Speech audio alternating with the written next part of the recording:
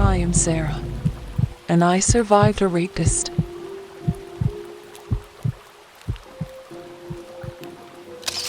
Back in days, when I was just 18 years old, me and the rest of my friends used to spend the weekend at an old abandoned factory in our town. It had the vibes any teenager would dream of. Lots of space to wander around, with tons of stuff to do with their old abandoned machines. And the best of it all is, it had electricity, so it wasn't that spooky factory as you'd think of it. Anyways, one day, we were all gathering there to play cards, and as I was getting ready for my turn, a creepy guy approached us. Let's call him Robbie. He was talking casually to my friends, so I assumed that they've met before. He had a pale white skin and a skin-shaved head, but what was more noticeable is that he had some fresh bruises on his face. He introduced himself to me. I told him my name is Sarah, and that I was 18 years old. And from that point, Robbie started showing his creepy side. I guess hearing that I was just 18 was as a green light to him to start approaching me. Anyways, after a few minutes, Robbie started an endless complaining about how much of a dumb bitch his girlfriend is, and how he came just to avoid being around her. But it was obvious to all of us that this pathetic man didn't break up with this girl because she was his only source of income and shelter. He was broke, and that was obvious. He also bragged about how he stole a knife from Walmart. He even tried to hand me the knife for some reason, but I totally refused to even touch it. Then he did what I never expected him to do. He politely asked me to get his phone off the charger. Sounds totally normal, right? That's what I thought, 'cause the moment I reached his phone, I figured out that he already had a notes app open, and it read, "Hey, I know this sounds creepy, but I think we should totally date." There was a whole paragraph after it, but I had enough at this point. He expected some sort of response, so I gave him one. Oh no, I'm not really interested in a relationship. "Oh, that's cool. That's cool. Still friends?" Sure. What was I supposed to say? I just couldn't say no to the guy who got a knife on him and has a fresh fighting bruise all over his face. Neither of my two friends heard our conversation, so I was stuck next to Robbie until our game session was over. During that time, I offered Robbie some candies. They weren't my favorite thing in the world, but the Dollar Tree nearby has good prices. He laughed and said to me, "Food is the way to a man's heart. Are you trying to seduce me right now?" You can say it's a joke and doesn't have any deeper meaning than that. But coming from a man like him just didn't seem right. And when I left the factory after the game session had ended, I told my friends what had happened. They believed me and told me he was kind of a weird guy. It was the last time I saw him in person, as after a month or so from that day, a girl from our school went missing. Then a week after, his face was all over the news. He was the kidnapper of the schoolgirl. And not just that, the investigations led to the fact that Robbie was not just kidnapping and raping the girls of our neighborhood, but he, in fact, used them as his pets. His own fucking pets. They even found a footage from his own home camera where he beats up a girl on the stairs. The same girl I used to see in the factory a few months ago, and thought she'd just move out of town. I guess the girlfriend he was talking about that day wasn't even a girlfriend, but just another girl he kept as a pet.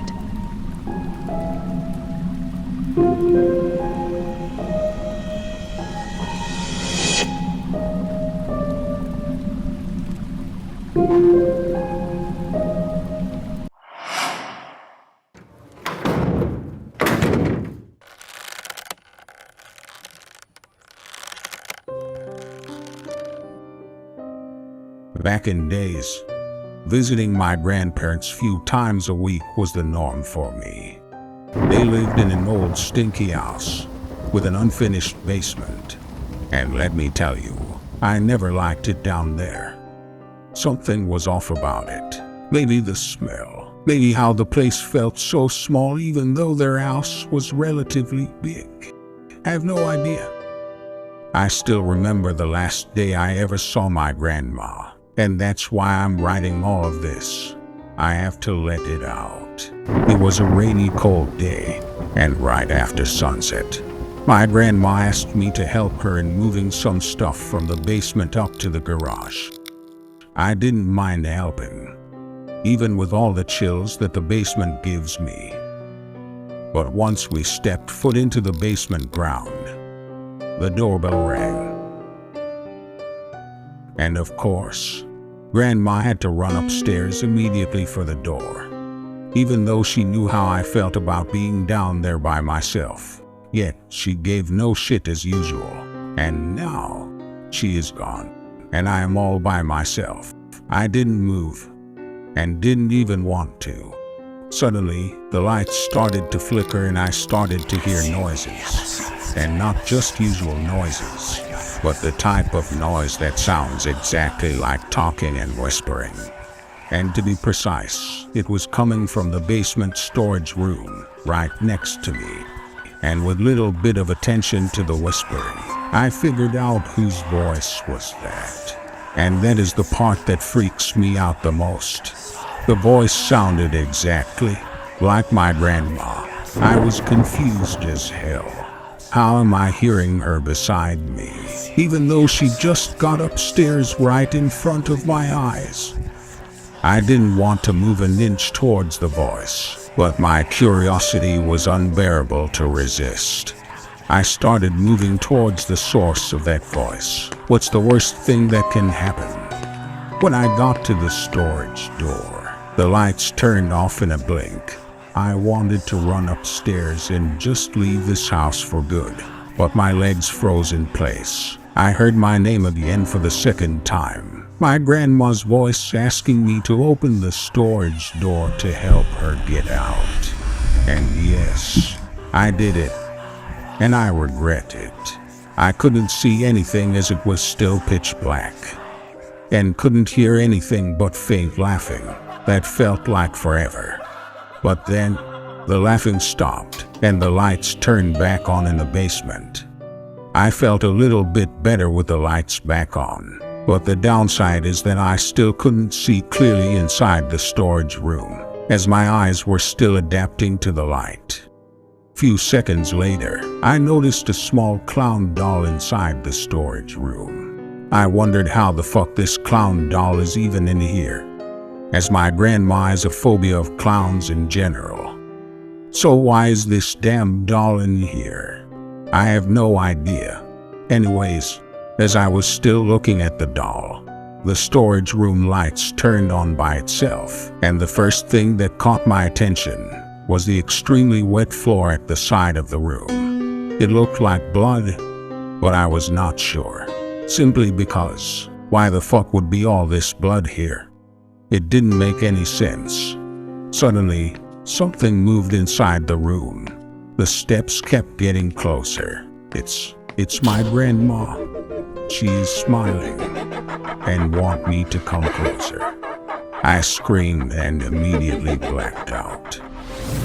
The next thing I remember was laying on the couch in the living room, and my grandma looking at me and asking if I was okay. I had no idea if that was real or a dream, but it sure as hell felt real. I decided it was time to leave. I don't want to stay here any longer. While heading to door, I noticed something. Grandma's shoes were all covered in blood. And that was it. I don't remember much other than running like a maniac to my home across town. Next morning, we had a call from Grandpa telling us that Grandma is dead. She hanged herself in the basement that night. To this day, I live with utter regret. Some may say it's all in my head, and none of this even happened, or that she was just suffering from depression or something. But deep down inside, I know it was all because of me. Something was off with that voice behind the storage door, the same voice that led my grandma to hang herself up. All I can do is grieve out loud here from a burner account, till I have enough courage to end it all.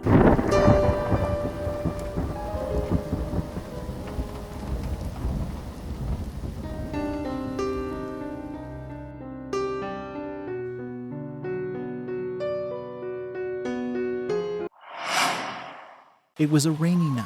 The kind of nights where the harmony of the screaming crows are loud enough to cover on the claps of thunder. That night, I was driving my car back home. The rain was intense that I felt my car will stall anytime. But suddenly I saw something in front of me. I couldn't actually identify what was it. Maybe a deer. Maybe just a shadow of some sign. But it didn't take long till I realized what was there. It was just a little girl standing helpless in the middle of the road. Nobody else was driving around this area at that time. So I took a decision that came from heart. I will just pick up this girl and drive her home. Leaving her in the middle of nowhere isn't something I could be okay with. But is that a safe decision? I do not know, but I'm gonna do it anyways. I parked at the side of the road near her and invited her in. And without second thoughts, she jumped in the car. She thanked me in calm voice and told me her address. And that was the last thing I heard from her during the whole ride. She just kept staring out of the window. Once we arrived in front of her home, she got out of the car in the middle of the rain, and before heading to her house door, she thanked me again. And that was it. I took off and went on the road again, heading to my home. But after a few minutes of driving, I found out that she dropped her wallet by mistake. I decided to turn around and give her the wallet back. And since I didn't go so far from her home, it'll just take a few minutes. But as I was turning around, I lost control of the car. I would have rammed out of the road, but fortunately I avoided it at the last moment. I parked in front of her house and got off my car. The house looks old and frightening. To be honest, I was a little bit skeptical at first. But anyways, I banged on the door and stood waiting. An old woman opened the door for me. She looked around. Then she looked at the wallet before she said angrily, "Can't you just leave me alone? You helped me 60 years ago, and every year you come back at the same night to handle me the wallet. It wasn't my fault you ran into a tree and died while getting back to me. I'm sick, and my brain cannot handle seeing a dead man's soul every 12 months. Please, leave me alone." Then she shut the door off at my face. I stood at the door of the house, staring at her without a single clue what she is talking about. Then I just went back to my car and took off. And after a few minutes of driving, I noticed that the girl forgot her wallet in my car by mistake. I have to give it back to her. That was the content of the post I saw on one of the forums on Tor. I have no idea who the publisher of the post is, neither if it's true or not, as the publisher never got back online to the forum. So it's up to us to decide if it's true or not. What do you think? Leave your opinion in the comments, and don't forget to subscribe and activate the bell icon to receive the next stream before anybody else.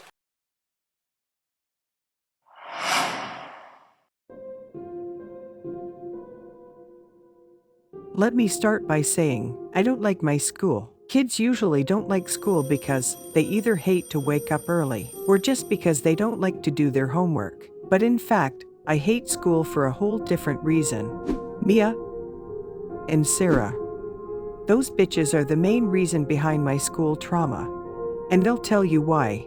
I have a medical condition. Doctors call it heterochromia iridium. And if you don't know what this shitty name even means, it simply means that I have a different color for each of my eyes. Not a big deal. That's what I thought. But Mia and Sarah found my condition good enough for bullying me over it every single day. They walk and say that my mom was in a hurry to give birth to me so that she can get back to the bar. So I was born incomplete. Pretty childish, I know, but it hurts, especially when the whole town knows that my mother is a pathetic alcohol addict. And that is the same reason that made my dad divorce her while I was just 2 years old at the time. My life was all about loneliness and suffering. But with all of that, I was not mad or anything. You can say I got used to my lifestyle. Anyways, I decided to visit my therapist today. Maybe he can help me with my bullying issue. Especially that the meds he prescribed earlier were damn expensive that I never had a chance to stay on them on schedule. I told him everything about Mia and Sarah, and once I finished talking, he was extremely surprised. Especially since it was the first time he hears about them, as the last time I visited him was before school starts, so basically he never heard about them until this moment. He immediately wrote something in his notes before he looked at me and asked if I really knew Mia and Sarah. I was confused by that question. What does he mean exactly? So I said, yeah, I know them quite well. He went silent for a few seconds before writing another note which I could not see. Then he asked me another question. He asked me if I first saw them while I was on my medicine or not. I told him that, in fact, I don't quite remember the first time I saw them. He smiled and said, "I was expecting this. Keep on the medication and we will see if they are real, or they're just from your imagination as a result of not taking your meds on a regular basis." And on the next month, I did exactly as he said. I saved some money and took my meds for the whole month. Want to know what happened? Mia and Sarah were completely gone, as if they were never there before, and fortunately I began to feel comfortable. I was genuinely happy. Until one day, I woke up to the sound of a hard knocking on the door of my house. There were 2 police officers, and I thought they came cause of any problem my mom caused through her usual overdrinking. But what happened was the exact opposite. They were coming for me. They said that they found 2 dead bodies in the woods. They were of 2 girls, Mia and Sarah. Beside the bodies, they found the knife in which they were killed by. And after comparing those fingerprints on the knife to our school student records, they found out that those fingerprints were actually mine. I got arrested for the murder of Mia and Sarah. I killed them. And honestly, I don't regret it.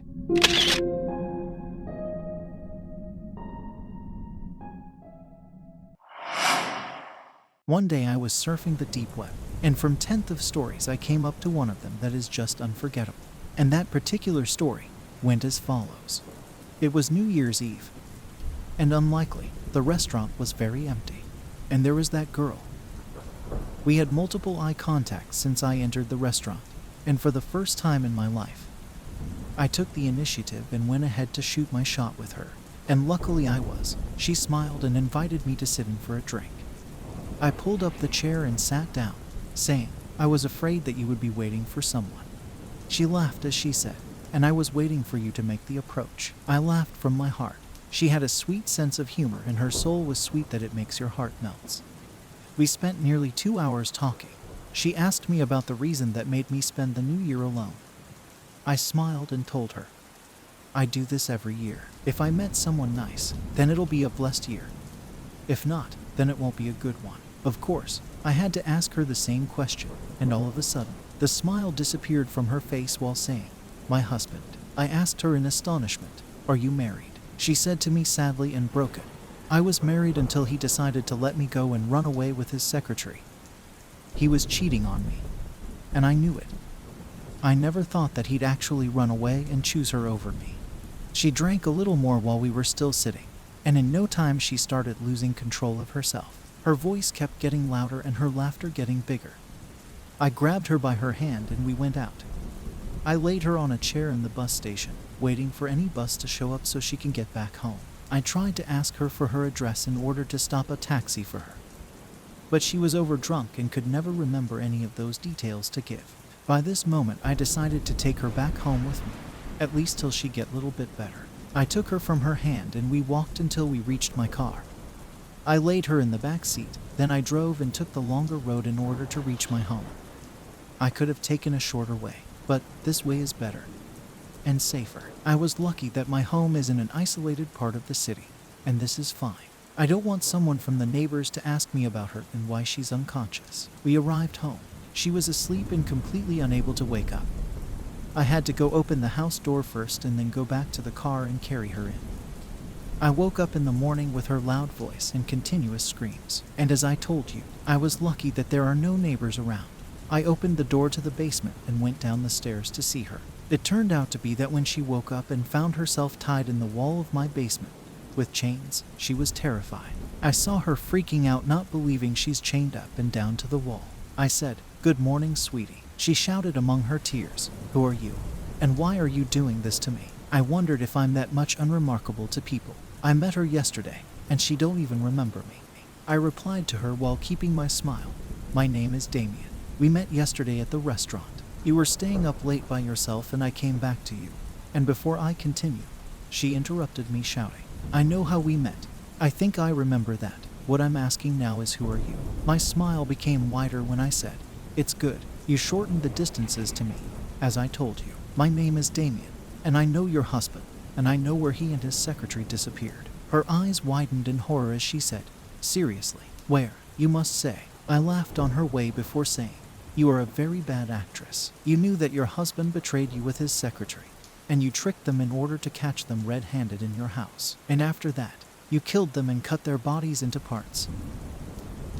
And lastly, you buried them in the forest."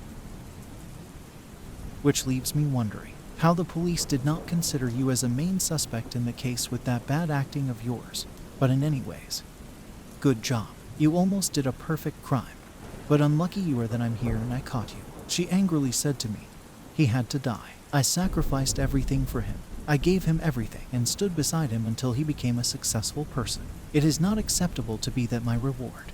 I raised my shoulders indifferently as I said, "This is not justified, even if he betrayed you. It doesn't make him deserve to be killed." She stared at me for a minute, and then asked, "Are you a relative of John? A relative of Madeline, his secretary? Who are you?" I laughed from my heart as I said, "I am neither this nor this.